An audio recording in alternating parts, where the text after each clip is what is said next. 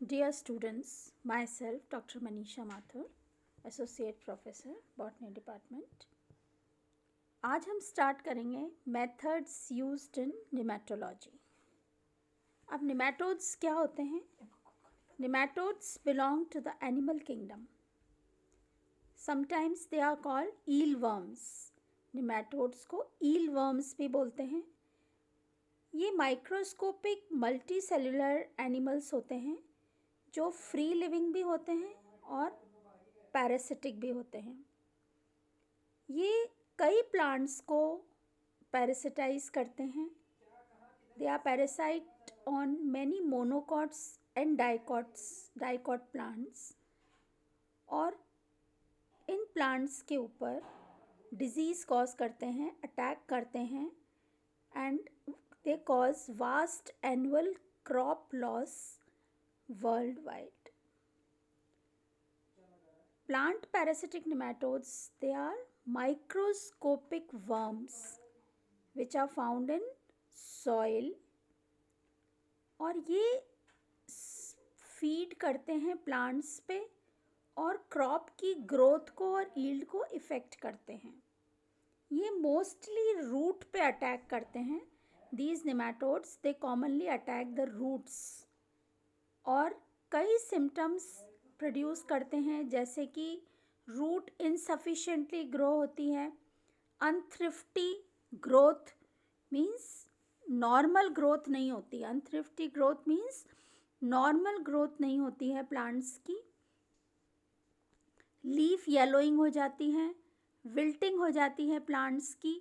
तो ये कुछ सिम्टम्स हैं जो कि निमेटोड अटैक से कॉज होते हैं, नज़र आते हैं.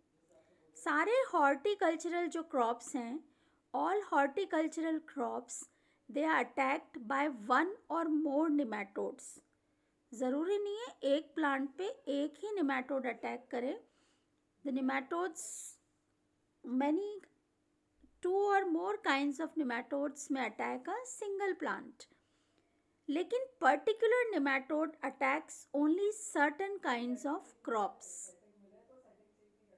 Plant nematodes, they cause estimated loss to the world agriculture of about $127 billion per year. Losses from nematodes are often underestimated. जैसे फंगल क्रॉप्स हैं, फंगल डिजीज़ हैं, वो अपने को सामने नज़र आ जाती हैं. तो उसके लॉस, क्योंकि अपन फील्ड्स देखते हैं कि इतने डैमेज हो गए फील्ड्स, तो they are seen from outside. So we say that this crop is attacked by fungus, but the nematode attack is not seen because it is hidden in the soil. So losses from nematodes, they are often underestimated because they are hidden in the soil. Now we come to the nematode test. How we test the nematode, or we can say how we observe the nematode. Soil and plant samples, they are tested for nematodes at the Plant Research Center. The living nematodes, they are extracted from the samples over a period of up to 7 days. From a particular plant, the living nematodes, they are extracted for a period up to 7 days. The plant parasitic nematodes are then counted. These nematodes, they are extracted and then they are counted using a microscope, and the results are sent to the grower.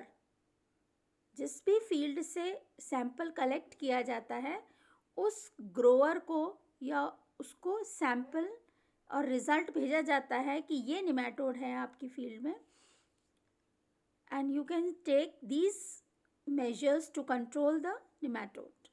Some nematodes occur mainly in the soil around the roots.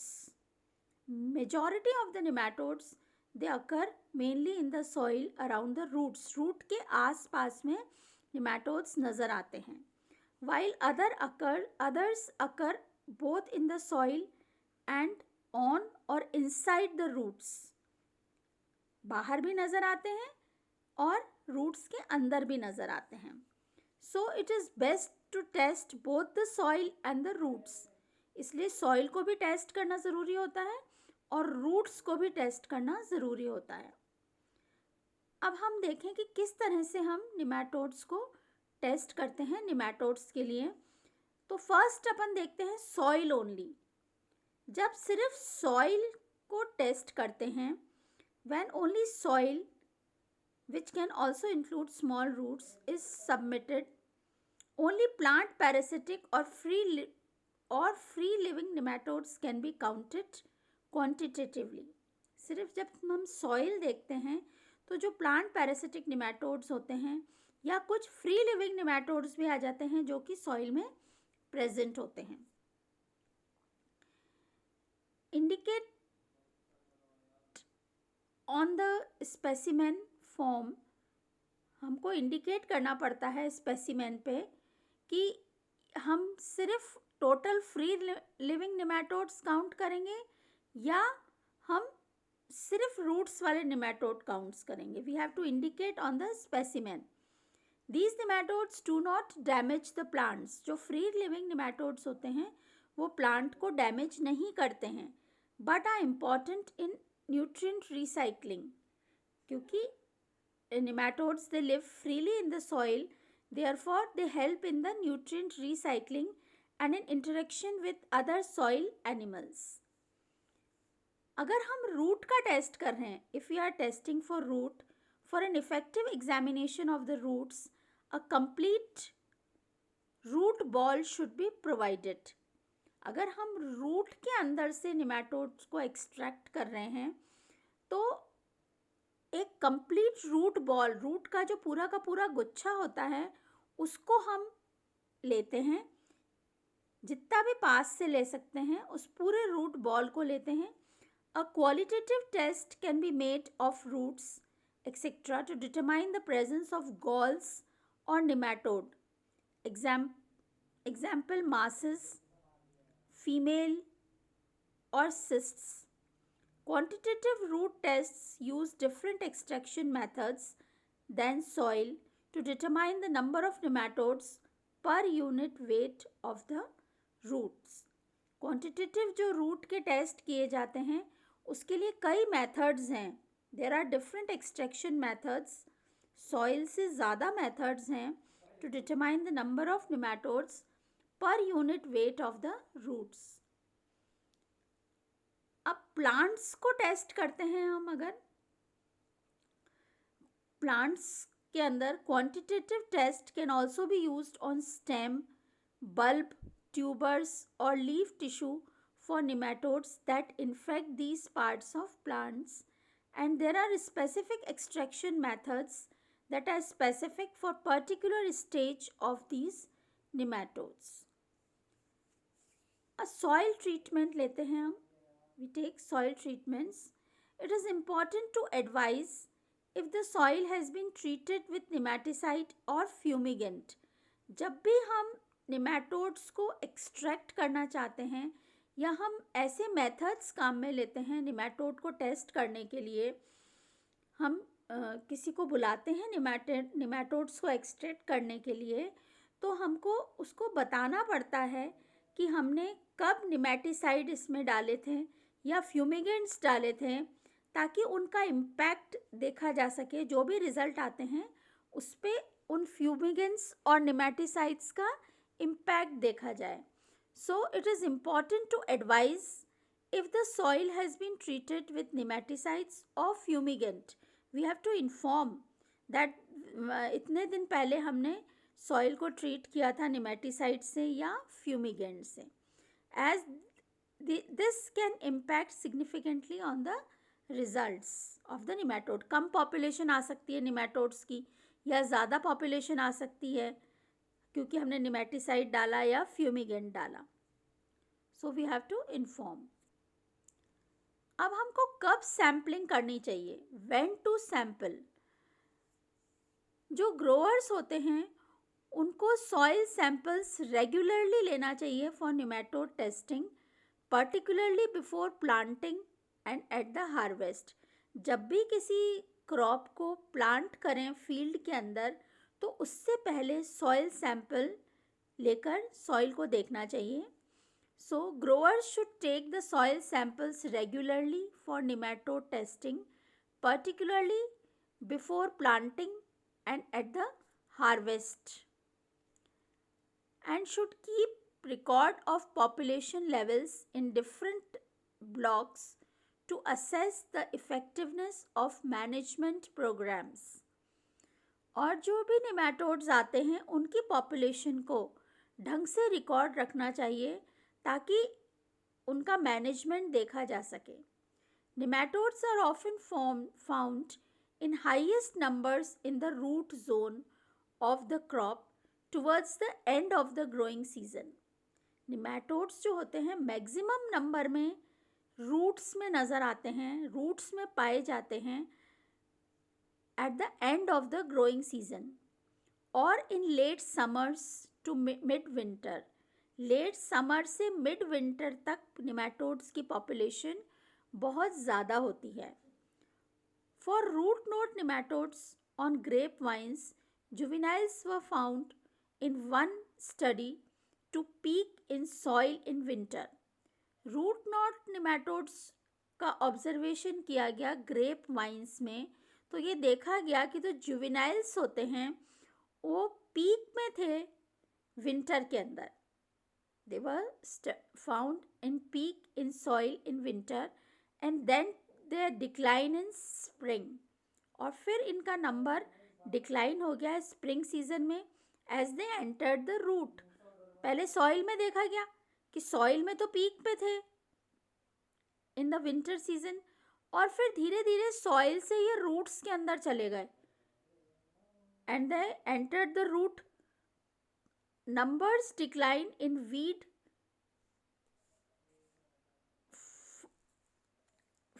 Fellow ground.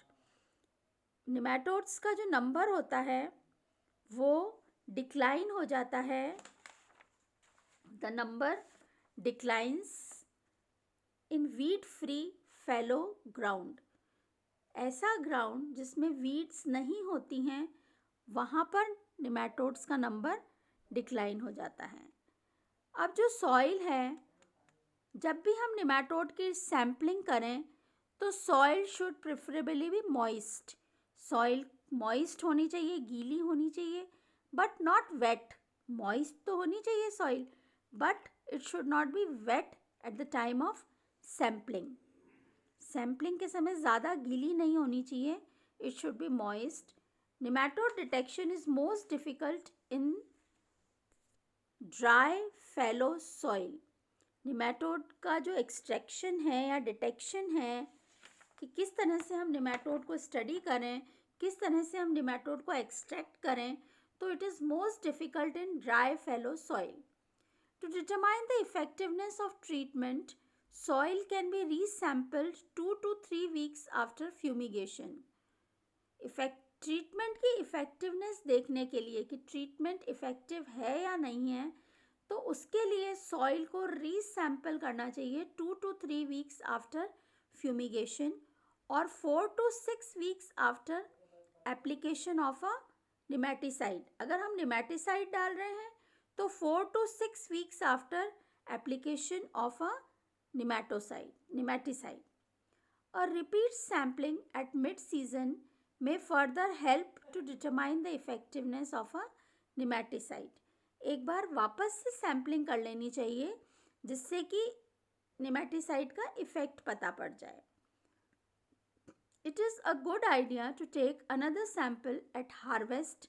जब harvest crop की harvesting हो रही हो उस समय भी sample ले लेना चाहिए, or at the end of the growing season to determine the likely carry over into the next crop and to help plan rotation.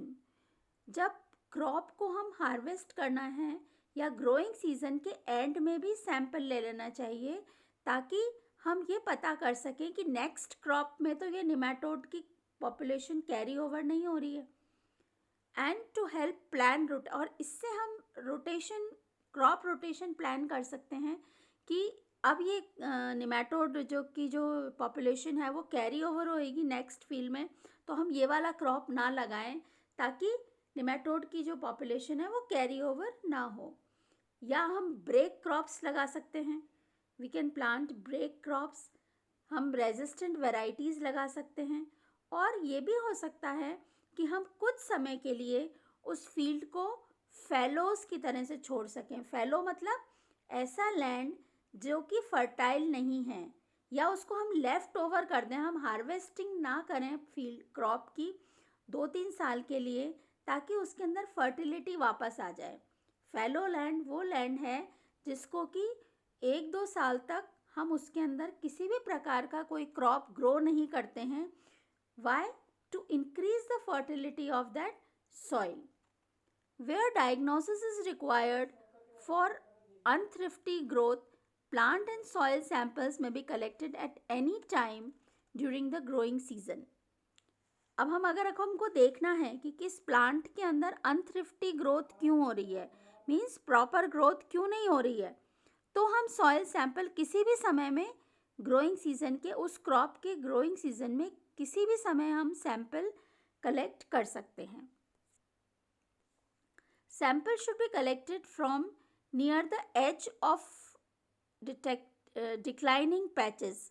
अब किसी भी क्रॉप के अंदर, किसी भी फील्ड में कोई ऐसा पैच हो जिसमें कि क्रॉप की पॉपुलेशन कम हो रही है, तो उस जगह से सैंपल को लेना चाहिए और उस सैंपल को कंपेयर करना चाहिए ऐसी जगह के सॉइल सैंपल से जहाँ पे हेल्दी प्लांट्स ग्रो कर रहे हैं। 2 जगह से सैंपल लेने चाहिए। Sample should be collected from near the edge of the declining patches. कोई किसी भी खेत के अंदर या फील्ड में कोई ऐसा एरिया हो जहाँ पर क्रॉप की पॉपुलेशन कम हो रही है, ख़त्म हो रहे हैं क्रॉप्स, तो वहाँ से सैंपल लेना चाहिए और एक सैंपल, उसी सैंपल को उस सैंपल से कंपेयर करना चाहिए जहाँ पर कि हेल्दी प्लांट्स ग्रो कर रहे हैं। तो हमको पता पड़ जाएगा कि यहाँ पर निमेटोड पॉपुलेशन ज़्यादा है और यहाँ पर निमेटोड का इफ़ेक्ट कम है। Plants that have already died are best avoided. हमको ऐसे जगह से सैंपल लेने की कोई ज़रूरत नहीं है जहाँ के पे प्लांट्स ख़त्म हो चुके हैं, nematode has finish the plant population. तो ऐसी जगह से हमको सैंपल नहीं लेना है, क्योंकि यहाँ पर जो निमेटोड की पॉपुलेशन है वो ख़त्म हो चुकी है, क्योंकि प्लांट ख़त्म हो चुका है। So it is far easy to detect nematodes before ripping out a crop then afterwards in dry fallow soil, so plan ahead if possible। मतलब हम पहले से ही देख लें कि हमको यहाँ से सैंपल कलेक्ट करना है और यहाँ से नहीं करना है, हम फालतू में खेत उसको फील्ड को खोदें या उस लैंड को ख़राब करें। इसलिए हमको पहले से ही प्लान कर लेना चाहिए कि हमको कहाँ से सैम्पलिंग स्टार्ट करनी है। So we will continue in the next lecture. Okay, thank you.